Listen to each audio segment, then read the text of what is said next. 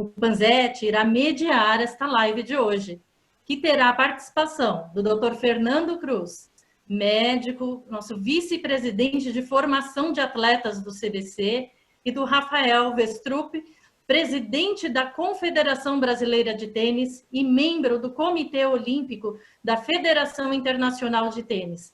Aproveitem a live. Panzetti, é com você. Bom, primeiro quero agradecer do fundo do coração estar podendo falar com essa comunidade do esporte e ser mediador dessas lives da CBC, pela importância que a CBC tem hoje em todo o sistema nacional, em todo o esporte de formação desse país. Então, quero desejar boa tarde a todos.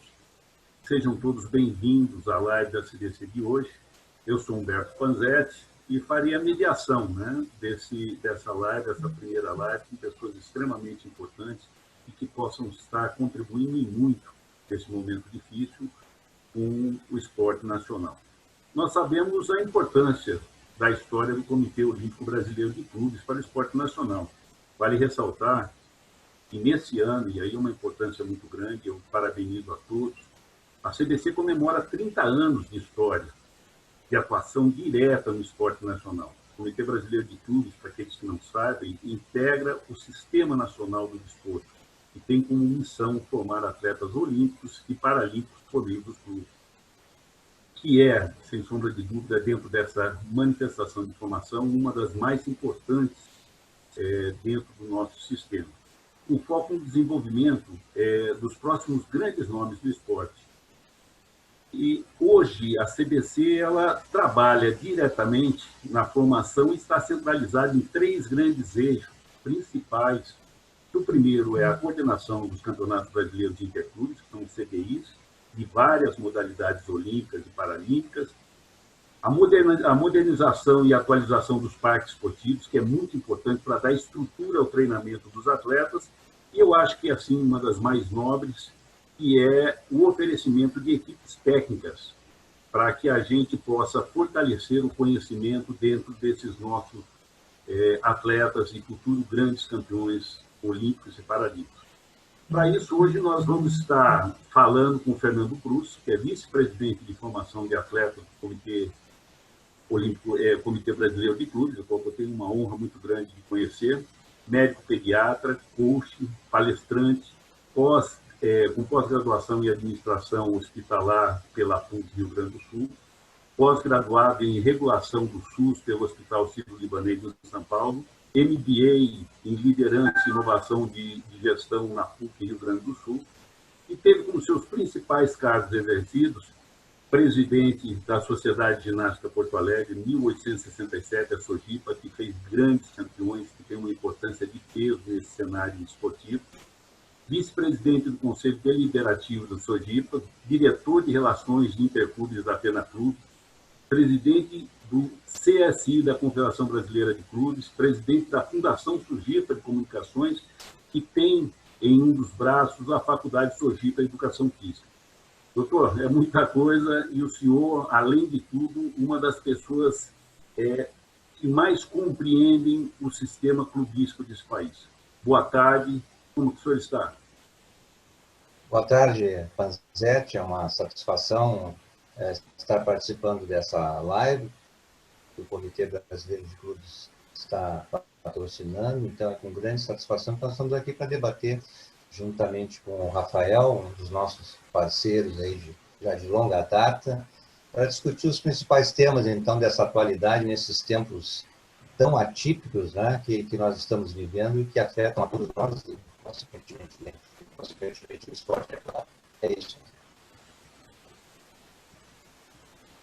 É isso, e hoje também uma fera e escolhida realmente já na primeira live, começando com o Rafael Westrup, presidente da Confederação Brasileira de Tênis, é membro do Comitê Olímpico da Federação Internacional de Tênis, graduado em Administração de Empresas, com mestrado em Gestão de Projetos pela EAE Business School na Espanha. Rafael tem uma história fantástica. Já participou de torneios internacionais em quase 30 países, tanto quanto jogador quanto como técnico. É profissionado em educação física, da minha profissão, que eu tenho um respeito muito grande quando eu vejo um profissionado com essa capacidade, eu só tenho que elogiar o sistema, que nós conseguimos trazer essas pessoas para dentro do sistema.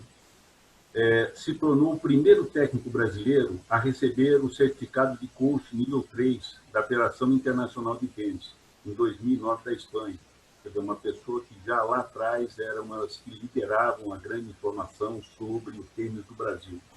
Como diretor-geral da WTA, Brasil Tennis Cup, e dos eventos Copa Davis realizados no Brasil, liderou mais de 500 colaboradores e um público total de quase 30 mil pessoas. Rafael, como é que está? Como é que está tudo isso? Boa tarde, Panzetti. Boa tarde, doutor Fernando. Boa tarde a todos os amigos e colegas, membros desse importante órgão chamado Comitê Brasileiro de Clubes, que está hoje promovendo essa live. E confesso, Panzetti e demais colegas, é a primeira live que eu participo durante a pandemia, e eu sei que é a primeira live produzida aí pelo próprio CBC, na qual só me honra muito poder participar desse momento e compartilhar, que é isso que mais a gente tem de praticar nesse momento tão diferente, que é compartilhar, seja a compaixão, seja a empatia e seja também os conhecimentos que a gente adquiriu ao longo desse último ciclo, né, 2017, 2020, dos projetos do Comitê Brasileiro de Clubes, com os demais aficionados do esporte olímpico brasileiro. Bom, lógico que o debate, o tema de hoje, o que a CBC se preocupou para reunir os grandes nomes, para que a gente, nesse momento de dificuldade, a gente comece a demonstrar que há luz no fundo do túnel, sairemos muito mais forte do que entramos nessa crise. Os senhores gestores de confederação, lógico que a gente aprende nas crises, o homem cresce e evolui quando está nas suas grandes crises. Então, o tema de hoje que nós vamos abordar é a retomada dos campeonatos brasileiros interclubes e a formação de atletas. Dessa forma, eu quero aproveitar e pedir a todos os espectadores que estão acompanhando, que participem enviando perguntas, porque nós vamos tentar interagir de imediato na questão das perguntas, para que a gente possa ir suprindo essas informações, que é um momento bastante difícil, mas que essas pessoas estão totalmente dedicadas, a CBC totalmente dedicada a gente retornar mais forte do que foi a paralisação. Quem estiver gostando da live pode curtir e conta de que cidade que vocês estão acompanhando. A gente, como é a primeira live, a gente tem uma expectativa bastante grande de ampliar o maior número possível de pessoas que estão diretamente vinculadas à questão da formação e à questão dos clubes. Vou iniciar a primeira pergunta ao doutor Fernando. Né? Doutor, o senhor é médico, mais do que ninguém, em tempos de uma crise mundial decorrente a essa pandemia, vimos que a CBC ela sai na frente. Né? Eu acho que, inclusive, a autoridade do senhor como médico é a formação que demonstra dentro dessa parte. A CBC sai na frente com propostas de apoio, principalmente ao esporte nacional. O senhor pode nos contar mais sobre a antecipação desse edital 8, que é um edital que é destinado à viabilização de equipes técnicas e multidisciplinares vinculadas à formação de atletas com aporte financeiro de 130 milhões, gente. É isso que os senhores estão escutando. São 130 milhões que serão usados para garantir os recursos humanos para o próximo ciclo olímpico e paralímpico nos clubes. É muita responsabilidade, né, Fernando? O que você pode dizer de tudo isso? É muita responsabilidade. Eu acho que essa primeira colocação é importante, tanto do ponto de vista das condições de saúde que nós enfrentamos no nosso país, como das condições específicas do Brasil, que é um país continental. Nós funcionamos na prática aqui como se fôssemos vários países, né? Se a gente considerar a Europa, quantos países europeus cabem dentro do nosso território, cada um com a sua realidade. Então, essa nossa realidade na região norte é uma, sul é outra, mas nós estamos enfrentando isso de forma bastante proativa e com muita confiança e muito otimismo, até porque o CBC já está acostumado a transformar um limãozinho que a gente recebe em limonadas e mais, até em mousse de limão, às vezes. Haja vista a nossa recente luta, há uns anos atrás, com as medidas provisórias em que nós conseguimos ultrapassar esse obstáculo. E a partir daí, então, nós conseguimos, então, uma série de medidas apoiadas pela FENAClubes, que é o nosso braço também, parceiro nosso do CBC, que é responsável pela nossa capacitação, pela realização dos congressos, e uma série de medidas foram tomadas. Primeiro, os recursos. Nós tínhamos esses recursos, procuramos agilizar os processos internos nossos, no sentido de facilitar aos clubes o acesso a esses recursos e, principalmente, nós que temos uma noção bem concreta do que é a dificuldade de lidar com recursos públicos, sabemos muito bem que a parte mais difícil, às vezes, é a prestação de contas desses recursos. Então, os nossos processos internos foram agilizados, mas a nossa preocupação principal sempre foi a manutenção do programa de formação. E, para isso, nós procuramos, então, com esse recurso, garantir que esse processo de formação não sofresse uma solução de continuidade, e com esses recursos, então, nós temos a condição de garantir aos clubes a continuidade desse processo pelo próximo ciclo olímpico. Vejam bem que o momento é tão atípico que até os Jogos Olímpicos foram transferidos, e nós temos, então, aí a garantia desses recursos para os próximos 4 anos.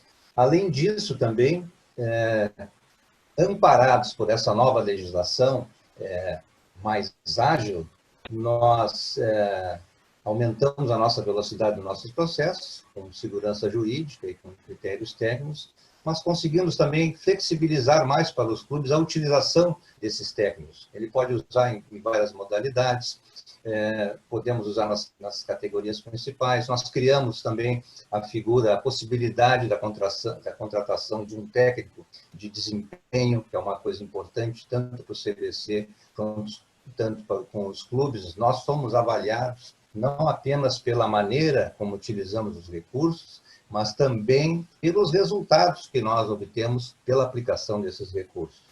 E também a nossa preocupação com o esporte paralímpico. Para isso, esse edital contempla também a possibilidade de o clube que tiver uma modalidade, ao menos uma modalidade paralímpica, esse clube recebe uma bonificação sobre os recursos de 15%. Essa é a maneira que o CBC encontrou também de estimular a prática do paraesporte dentro dos clubes filiados e vinculados ao CBC. Em suma, essas são as medidas que nós tomamos no sentido de esse objetivo principal, garantir que esses recursos fossem responsáveis pela manutenção da formação durante todo o ciclo olímpico. Então, as principais medidas foram essas. No primeiro momento, seria isso, Panzetti. Olha, eu quero confidenciar que eu tenho assim, uma proximidade muito grande à CBC e quero aproveitar aí o meu querido amigo Jair, o nosso vice-presidente Paulo, o Écio e principalmente o Arialdo, e eu estou com ele diretamente no gabinete de crise hoje do governo federal, onde estão senadores, deputados, o próprio Ministério da Cidadania, Secretaria Especial, e eu vejo lá a luta do Arialdo, principalmente, em colocar os clubes, as políticas de formação de clubes nessa importância. Mas, além de tudo, a responsabilidade em que o CBC trata o dinheiro público e a coisa pública. A gente vê os relatórios do TCU, a preocupação. Lógico que a CBC sempre tomou uma posição conservadora e eu acho extremamente importante quando a gente trata de recursos públicos. Estive à frente de gestão pública por mais de 35 anos. Então, realmente, eu quero, Fernando, parabenizar, né, esse trabalho que você está realizando, esse trabalho que toda a diretoria da CBC realiza. Agora, para dar continuidade à nossa live, eu quero levar essa questão, uma questão bastante importante, ao nosso convidado, né? O nosso convidado de hoje, o Rafael Vestrup. E posterior, depois, uma consideração sua também. O tênis hoje é um dos esportes. Primeiro, eu estou participando de todos os gabinetes de gestão e a natação seguramente é uma das primeiras que vão voltar. O tênis vai voltar, porque não existe compartilhamento de equipamento e a própria prática do tênis já dá um protocolo de proteção questão a coronavírus, a questão do tênis. E é um dos esportes que mais marcou presença nos campeonatos brasileiros interclubes, são as CBIs, né, do CBC. Ele teve uma participação expressiva em 2017, em competições olímpicas e paralímpicas, e aí vale realmente também levantar a questão do trabalho paralímpico, que é muito importante executado. Em 2018, teve um recorde de atletas, o tênis levou 465 tenistas no CBI, lá naquele campeonato que houve lá no Clube Espéria. E nas edições mais recentes, cerca de 20 clubes se integraram à participação do torneio. Dentro de toda essa movimentação do tênis, Rafael, qual é a expectativa que a Confederação Brasileira de Tênis tem sobre a retomada segura dos campeonatos, em geral, dos CBIs de tênis? Olha, Panzetti, essas tuas colocações são importantes, mas eu pediria licença, antes de responder especificamente a sua pergunta, e nós olharmos um pouquinho lá para trás, desde quando o início desse ciclo olímpico, né, baseado e pautado pelo CBC, junto às confederações, na qual a Confederação Brasileira de Tênis imediatamente aderiu lá em 2017, como bem falado, e no transcorrer dos anos subsequentes, 2018, 2019, nós tivemos um crescimento, a nossa curva de crescimento na adesão, tanto dos clubes como no número de participantes, foi expressivo. E isso se deu, logicamente, em razão de um trabalho árduo feito pela Confederação Brasileira de Tênis, com todo o respaldo do Comitê Brasileiro de Clubes, para que se criasse uma nova cultura dentro do calendário de competições. Os tenistas, os clubes, os professores, treinadores, logo entenderam da importância e conseguiram visualizar ao longo prazo os impactos positivos que isso trariam para o fomento da base do alto rendimento do tênis nacional, é que fez com que a gente atingisse esses números expressivos. Então, quando nós falamos, por exemplo, dessa etapa do Clube Espéria, onde numa etapa apenas nós tivemos 465 tenistas, mais em torno de 40 treinadores beneficiados com o investimento do CBC, a gente vê que é um sucesso. E tivemos, então, ao longo desses últimos 3 anos, 2017, 2018 e 2019, quase 5.000 participantes entre todos os torneios. Foram 24 torneios, foram 7 estados, e aí são números que aqui a gente poderia ficar citando, mas não é para causar um impacto, mas sim porque é importante dizer isso, até para que, como o doutor Fernando vem falando, que isso, além de beneficiar a parte técnica, a gente também se preocupa com a parte gerencial, com a gestão, com os números e com os investimentos. E essa prestação de contas a gente não faz só aos órgãos de controle, nós fazemos à sociedade brasileira, porque são recursos que vêm, né, das loterias, e hoje a gente fala com muito orgulho que quando entidades como o CBC e entidades como as confederações que hoje gerenciam recursos também através da Lei Agnello Piva, dão a destinação correta para esses recursos, é um orgulho, eu acho, para a sociedade brasileira e é uma luz de esperança para que a gente tenha os resultados em quadras, em campos, em pistas, em todas as áreas esportivas a curto e médio prazo. E falando agora do retorno, Panzetti, a gente tem uma expectativa muito grande, logicamente, colocando sempre as condições de saúde em primeiro lugar, a segurança dos participantes em primeiro lugar, mas a gente tem uma expectativa de que em setembro nós consigamos retornar o nosso calendário infanto-juvenil e, por que não também, a categoria principal. A gente já está adiantado e devemos entregar uma versão final de proposta de calendário ao CBC já no dia de amanhã, certo?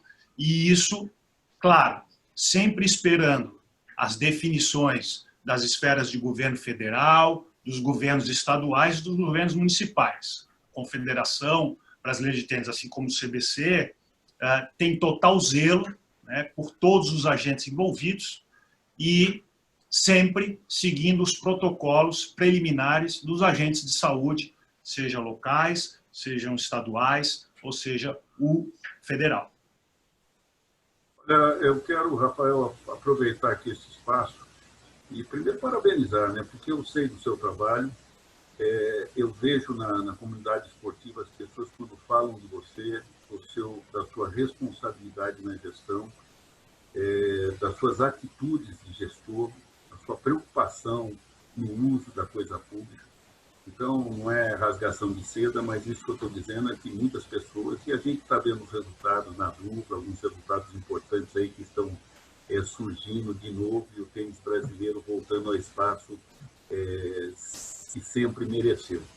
Eu acho que é importante essa sua fala no seguinte sentido. Primeiro é que aquilo que eu te falei, eu estou fazendo parte de vários grupos aqui na Casa Civil do Estado, do município do Estado, e o tênis sempre é apontado como o primeiro a retornar, porque tem um protocolo mais seguro, quanto a não ter compartilhamento de equipamento e a questão do espaçamento, essa questão toda. Então, eu acho que essa foi uma das ideias da CBC, colocar já de início, não só por ser a modalidade que mais participantes tem dentro da CBI, mas também dessa volta mais próxima dentro desses protocolos.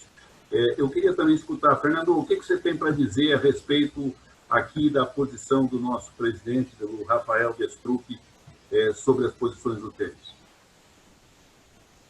Eu penso que a previsão de retomada desses campeonatos, especialmente para o tênis, pelas características e peculiaridades do esporte, que de certa forma já favorece essa proteção, tem toda a condição de sair. Nós temos muita esperança de retomar esses campeonatos ainda nesse ano, no segundo semestre, possivelmente a partir de setembro, e lembrar que nós tínhamos previsto cerca de 271 campeonatos para 2020, né? Fechando esse ciclo olímpico.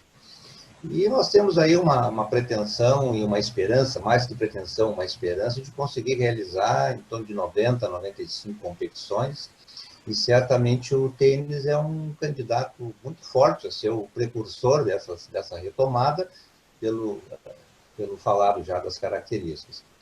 Eu quero ressaltar também que esses campeonatos, não só os campeonatos, mas as próprias diretrizes desses editais, não só do 8, mas do 7 que o antecederam, elas são sempre resolvidas com todos os atores envolvidos, né? São decididas no nosso seminário nacional de formação esportiva, onde todos os clubes formadores participam os nossos parceiros, as confederações, e ali que se determina, então, essas diretrizes, e nós vamos continuar ouvindo os nossos parceiros, ouvindo os nossos clubes, mas eu quero trazer aqui uma mensagem de esperança que eu acho que realmente nós vamos conseguir realizar boa parte desses campeonatos. E é isso que eu espero que a gente consiga. Olha, eu acho importante, principalmente, ressaltar, e eu acho que esse último edital, e quando a gente fala aí no próximo ciclo, a importância e a preocupação e a responsabilidade sobre isso. Mas o mais importante, eu tenho uma experiência, fui presidente de confederação por 14 anos, fui presidente da Federação Mundial da minha modalidade, e eu sempre entendo que a grande dificuldade está na questão de levar o atleta, dar o suporte necessário para arcar com custos de passagem aérea, hospedagem, a questão de técnicos e atletas. E essa fonte de financiamento, ela seguramente dá uma garantia para que esses eventos possam acontecer num país, como você diz desde o início, doutor Fernando, de dimensões continentais, e nós sabemos que fazer esporte num país nessa dimensão é muito difícil, né? Levar um atleta que sai do Rio Grande do Sul para o Acre, para o Amazonas, então a importância que o CBC tem dentro do Sistema Nacional de Esporte. Então, eu gosto sempre de falar sobre isso, não é? Não é por isso que a Lei Pelé, na sua última reedição, coloca o esporte de formação como sendo uma das manifestações mais importantes do esporte nacional. Bom, seguindo isso, Rafael, seguindo toda essa reposição, essa expectativa de ser a modalidade que deve voltar de forma mais imediata, quais são os protocolos de segurança que vão ser adotados para isso? Por que eu pergunto isso? Porque todos os gabinetes de crise, seja de municípios, de capitais ou de estado, estão baseados em protocolos oferecidos para que esses sejam aprovados pelas vigilâncias, né? Seja estadual, seja municipal, ou seja do órgão federal. Quais são os protocolos que a Confederação Brasileira de Tênis está trabalhando em cima disso, Rafael? Olha, Panzetti, é importante ressaltar que nós temos sim um protocolo oficial da Confederação Brasileira de Tênis, publicado no nosso sítio web, no nosso site oficial, cbtênis.com.br, está lá na primeira página, e ele, logicamente, serve de referência para as demais, ou para todas as localidades, né, onde se pratica tênis no Brasil.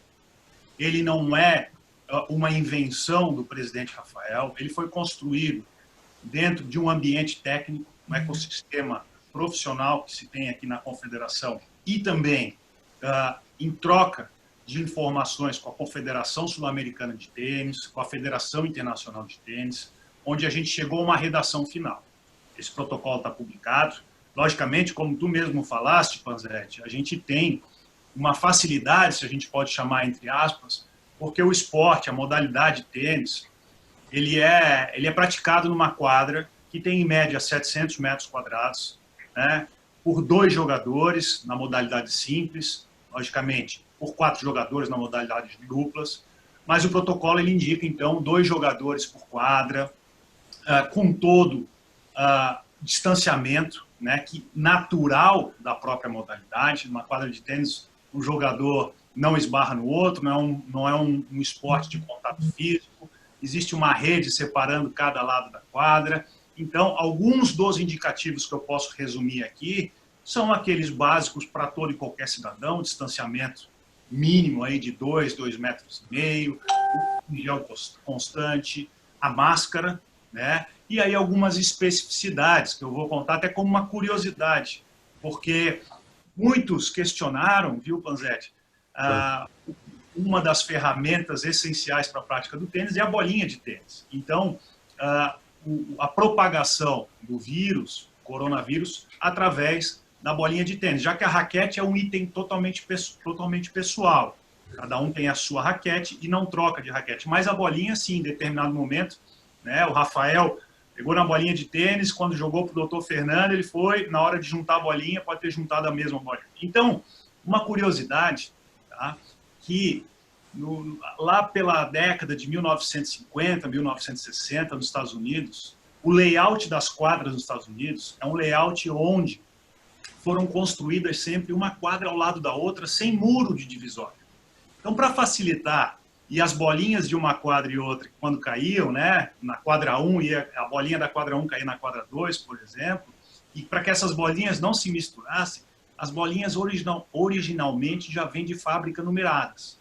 Então, um item que a gente colocou no protocolo, por exemplo, é que ao invés de se jogar com 3 bolinhas, se jogue com 6. Então, por exemplo, o Dr. Fernando vai jogar com as bolinhas que vêm numeradas número 1, e o Rafael vai jogar com as bolinhas que vêm de fábrica numeradas número 2.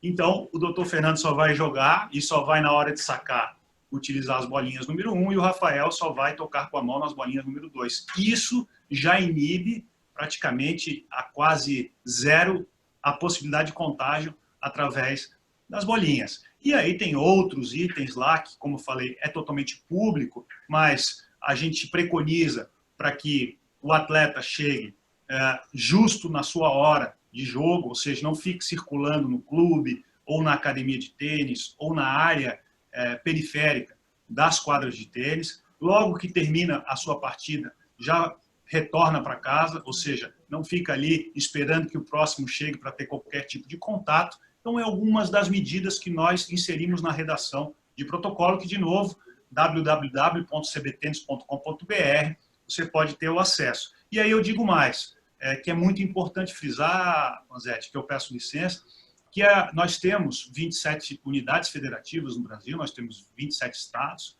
mas no tênis nós temos 26 federações filiadas. Tá? Só o estado de Roraima ainda não tem federação de tênis. E essas 26 federações de tênis têm presidentes totalmente engajados com a causa, trabalham diuturnamente para também fomentar o tênis em cada estado e tem total liberdade para adaptar os protocolos ou o protocolo indicado pela confederação de acordo com as unidades de saúde da sua região.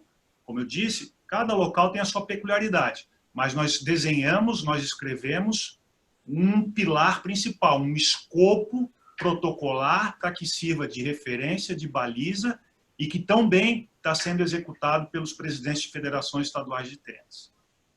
Olha, eu quero parabenizar, né? Primeiro a todos que estão assistindo, seguramente os 26 presidentes de federação estão te ouvindo. Eu vejo no segmento do tênis o quanto que a estrutura é bem montada com pessoas que realmente se dedicam ao esporte. As pessoas que querem podem entrar no site e poder estar pegando o protocolo, que é bastante importante, visto que o tênis seguramente será o primeiro liberado de forma oficial. Em alguns estados já acontece isso, mas que vai atingir a todo o território nacional. Parabenizar, viu? Eu acho que é isso, Rafael. A gente tem que pôr a cara, não pode ter medo, tem que ir para o enfrentamento. A situação está difícil, mas nós vamos, desse limão, fazer uma bela limonada, né?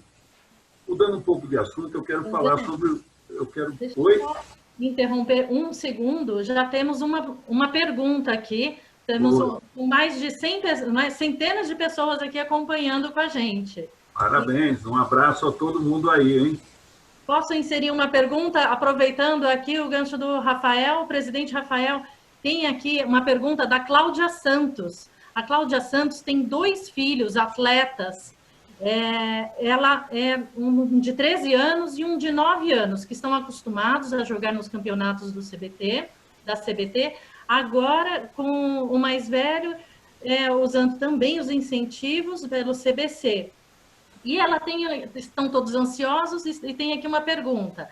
Eles tinham alguns campeonatos previstos, né, para Salvador, para Caxias do Sul, e que já estão ansiosos para saber como que ficarão os campeonatos e se serão reportados, serão respondidos a tempo, se serão nos mesmos locais, ou como que a gente pode comentar um pouco isso. Obrigada, Rafael. Eu que agradeço. Primeiro, quero mandar um grande abraço à Cláudia, aos filhos, né, que participam aqui desse calendário que a gente confeccionou e a gente executa a 4 mãos junto ao CBC com tanto carinho e tanto investimento aí que vocês já estão desfrutando desses benefícios. Mas, Cláudia, eu gostaria de dizer que nós sentimos muito, né, o cancelamento desses torneios do primeiro semestre. Mas, de novo, o nosso foco é a saúde em primeiro lugar.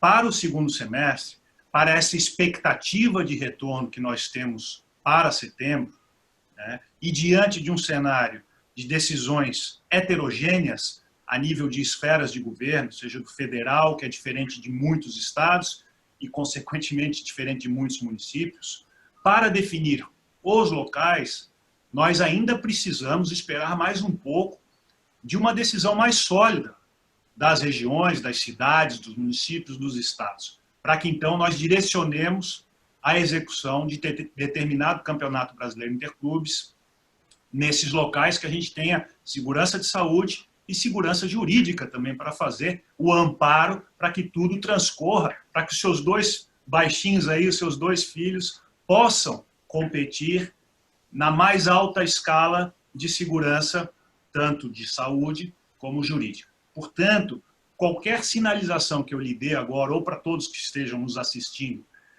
de local exato, ou qual clube que vai ser o anfitrião a partir de setembro, seria muito precoce e talvez nós tenhamos de retificar qualquer informação no futuro muito breve. Eu pediria um pouquinho mais de paciência nesse momento, para que logo, logo, o CBC, juntamente com a Confederação Brasileira de Tênis, faça a divulgação oficial no momento que tivermos, de novo, esse amparo de todas as esferas. Obrigado pela pergunta.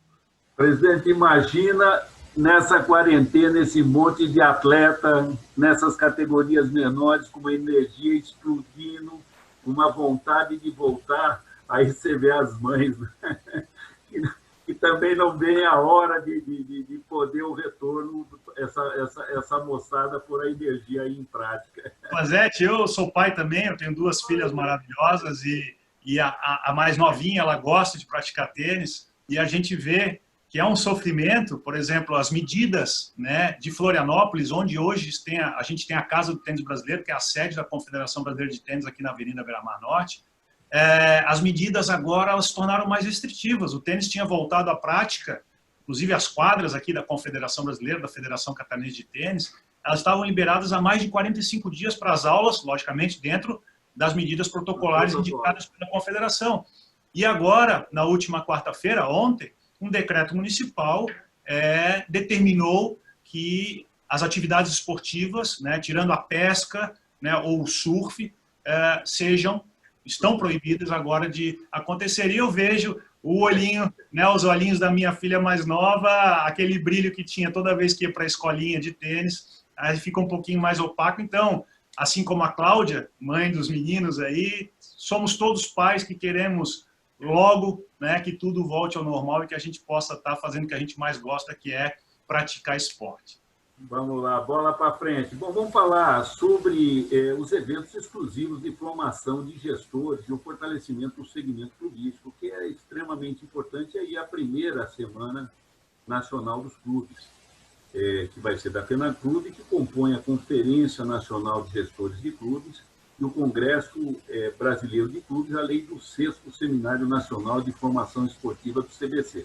Bom, seguramente, doutor Fernando, o maior evento do segmento, um evento que envolve formação, que envolve informação, que envolve transparência dentro do segmento, um segmento tão importante que é o que constrói os grandes atletas olímpicos e paralímpicos desse país.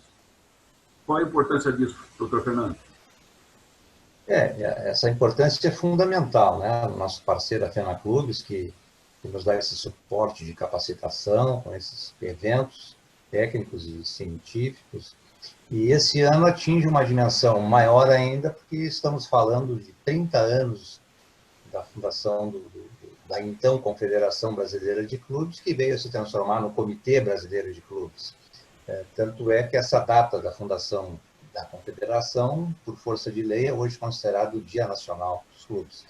Então, no final de outubro e início de novembro, de 27 de outubro a 2 de novembro, nós teremos esses 2 eventos. O primeiro, a Conferência Nacional de Gestores e o Congresso Brasileiro de Clubes. Então, nessa semana, vai ser uma semana intensa de plantões jurídicos, plantões técnicos, oficinas, onde aqueles clubes que já são filiados, ou seja, já têm a habilitação para buscar o recurso, por ter todas as suas certificações, e especialmente a certificação da agora Secretaria Especial do Esporte, juntamente com os clubes vinculados, que têm a possibilidade de cumprir todas as obrigações, de transformar também em filiados, no momento só tem a possibilidade de tornarem-se usuários dos benefícios, mas não receber o recurso, terão toda a oportunidade nessa oficina, nesse congresso, de adquirir todas as informações. A par disso, também, nós temos muitas atrações, palestras técnicas e motivacionais, nós temos pessoas ligadas ao esporte, como a Hortência, o próprio Lars Grael, figura conhecidíssima no meio esportivo mundial, que fará uma palestra. Nós temos o César Cielo também, entre outros a serem confirmados, palestrantes motivacionais como Mário Sérgio Cortella e Leila Navarro, que já estão confirmados. Então, esse congresso tem tudo para ser um sucesso. Nós temos a esperança muito forte, estamos aqui contando com esse otimismo de que nós conseguiremos esse evento presencialmente lá na cidade de Campinas. Mas a nossa ideia seja um grande marco para a nossa consolidação do processo de formação. Também esse evento, o 6º Seminário Nacional de Formação Esportiva, onde vai ser discutido o nosso edital número 9, já com a possibilidade de acesso de materiais para os clubes, não só os filiados, mas também já tem uma novidade aí dos clubes vinculados, terão a oportunidade de adquirirem a condição parcial de filiado primário, que vai lhe dar a condição de também usufruir de materiais. Então, são expectativas que nós estamos aí muito confiantes que vão acontecer. Estamos aqui torcendo, né? Eu e o meu amigo aqui do meu lado, meu companheiro aqui, o Geraldo dos Clubes, que está aqui sempre me dando força aqui, suporte. Nós esperamos que o CBC vai conseguir realizar esse evento em outubro e novembro. Não tenho dúvida do Fernandinho. Olha, falar da equipe que está no CBC, né? Além da competência e das pessoas com grande influência articuladoras na questão da política do esporte, você vê na própria comissão da CBC, a comissão que avalia os projetos, temos lá o Betinho, temos o Lars, temos o Dr. Fernando, o André Heller, temos o Andros Passos, né? Todo mundo capitaneado aí pelo Ricardo, pelo Dr. João Paulo. Então, não tem o que se dizer a respeito da seriedade e da competência das pessoas que estão diretamente envolvidas aí. Eu participei de muitos desses eventos, eu sei da seriedade, tanto da Pena Clube, lá com o nosso amigo Arialdo, que também faz parte da CBC, quanto da CBC. Bom, chegamos ao fim, né? A gente pensa... E temos o Panzetti também, não esqueça, né? Temos o Panzetti também, não esqueça de citá-lo, né? Não esqueça. Esse, como diz, é o fiotinho daquela equipe lá. Mas, olha, chegamos ao fim dessa live. Muito grande tê-la no nosso quadro. Eu quero primeiro agradecer o convite, né, de ter mediado com duas pessoas tão importantes e tão comprometidas com o esporte, né, doutor e Rafael. Quero agradecer a participação de todos. Quero pedir assim, aos senhores, antes de nós encerrarmos, uma breve consideração do que foi essa primeira experiência. Quero me desculpar se eu não atingi ou atendi a expectativa dessa primeira live, mas eu prometo, se continuar aqui nessa ação de mediador, nós vamos nos organizar melhor. Doutor Fernando, por favor, as suas considerações.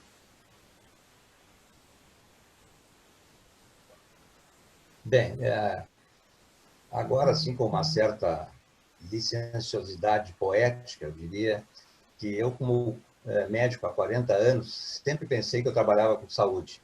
Mas nos últimos 20 anos que eu me dediquei ao esporte, eu vejo que eu trabalhava mais era com doenças. Eu trabalho com saúde, agora que eu tive essa aproximação com o esporte, né?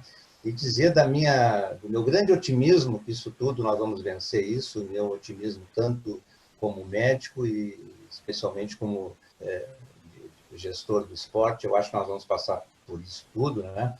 E quero lembrar que no Brasil, hoje, segundo a Organização Mundial de Saúde, 300 mil pessoas morrem por doenças como diabetes, hipertensão e infarto do miocárdio. Todos nós sabemos, especialmente o Panzetti, como professor de educação física, que são doenças evitáveis combatendo ao sedentarismo. Então, para além da formação de atletas, para além da formação moral, do caráter da pessoa, o esporte ainda é saudável, por saúde, e nós sabemos também que cada dólar investido em esporte economiza de 3 a 5 dólares em saúde. Então, acreditem em mim, o esporte é muito importante e por isso que eu defendo de maneira apaixonada a prática do esporte. Então, agradeço mais uma vez a oportunidade e desejo a todos que tenham fé e esperança que nós vamos ultrapassar mais essa aí, com certeza. Muito obrigado e um abraço a todos. Certeza, doutor, certeza, o senhor como médico, como gestor na área de esporte, realmente o esporte tem a capacidade da transformação, desenvolver qualidade de vida, desenvolver inclusão e desenvolver saúde. Na verdade, é importante para as pessoas que têm a capacidade de fazer os direcionamentos nas políticas públicas também acreditem nisso. Rafael, eu quero agradecer de coração, você é uma pessoa sensacional. Eu vou dizer o seguinte, mandou ir bem nessa live, hein, Rafa? Suas considerações. Olha, obrigado. Acho que a gente tem que agradecer por ter pessoas como vocês, essas entidades, uma sumidade, doutor Fernando. Que privilégio a gente poder escutá-lo dentro desse contexto.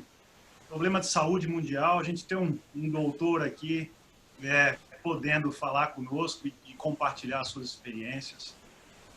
Dentro desse momento onde a gente se depara com tantas situações complicadas, situações de ansiedade geral da sociedade, eu entendo que a saúde, em primeiro lugar, a gente tem que agradecer a saúde, agradecer essas oportunidades, mas agradecer também as parcerias estabelecidas. Novamente fica aqui esse registro de uma gratidão imensurável da Confederação Brasileira de Tênis ao CBC, ao Comitê Brasileiro de Clubes, às federações filiadas, os presidentes de federações. A gente sabe do trabalho de vocês e sem vocês nada da CBT existiria. Mas também falamos muito de esporte olímpico, né? Então fica a gratidão também ao COB, mas ao Paralímpico, nós que realizamos aí nos 3 últimos anos, 2017, 2018, 2019, os torneios em cadeira de rodas, em tênis em cadeira de rodas, Campeonato Brasileiro Interclubes.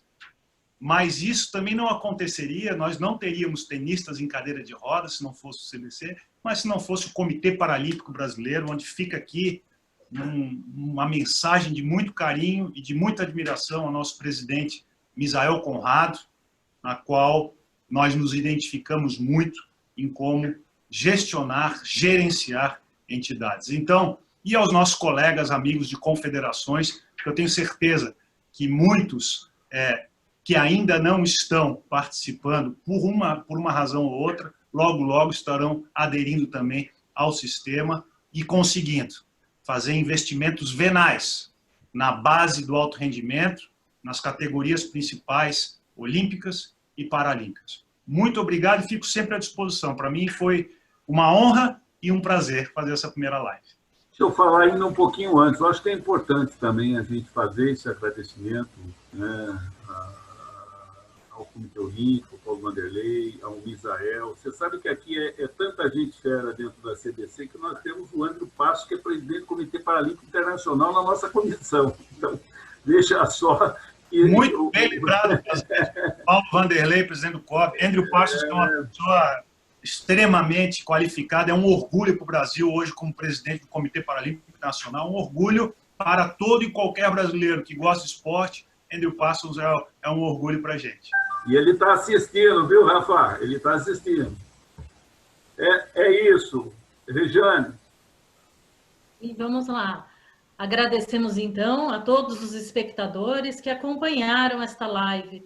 Foram muitas perguntas registradas nos diversos canais do CBC, mas respondemos, sim, a maioria delas reunidas nos temas. A live ficará disponível no canal do Facebook do CBC e contamos com a participação de todos nas próximas lives do CBC. Um abraço a todos e obrigada.